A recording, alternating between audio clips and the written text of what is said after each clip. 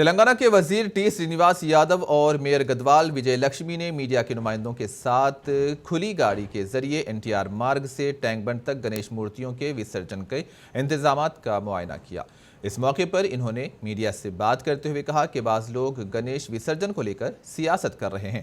इन्होंने गणेश विसर्जन को लेकर सियासत न करने सियासी कायदीन को मशवरा दिया। श्रीनिवास यादव ने कहा कि तेलंगाना हुकूमत करोड़ों रुपये खर्च करते हुए त्योहारों के लिए मौसर इंतजामात कर रही है।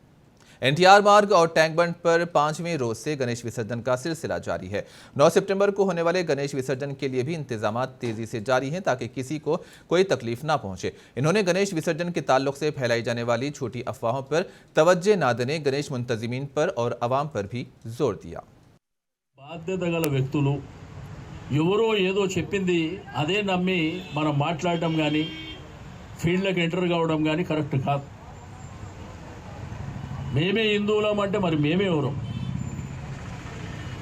ఎవరం కూడా చెప్పాలి కదా. మీరే తెలంగాణ ప్రభుత్వం వచ్చినాక గౌరవ ముఖ్యమంత్రి గారు పండుగలు గొప్పగా జరగాలని కొన్ని కోట్లాది రూపాయలు పోలీస్ డిపార్ట్మెంట్ 38,000 వినాయకుళ్ళు ప్రతిమలు ఏర్పాటు చేస్తే సెక్యూరిటీ ఉన్నది. అక్కడంతా సీసీ కెమెరాలు ఉన్నాయి, లైటింగ్ ఉన్నాయి.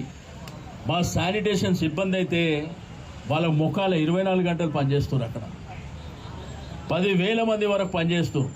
ఎందుకంటే మీకు తెలుసు వినాయకుడు పూజ అంటే డైలీ క్లీన్ చేయాలి.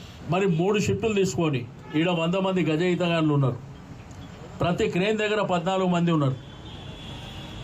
నేనేమంటా అంటే వాళ్ళు మాట్లాడిన దానికి నేనేదో కౌంటర్గా చెప్పాలన్న ఉద్దేశం నాది కాదు.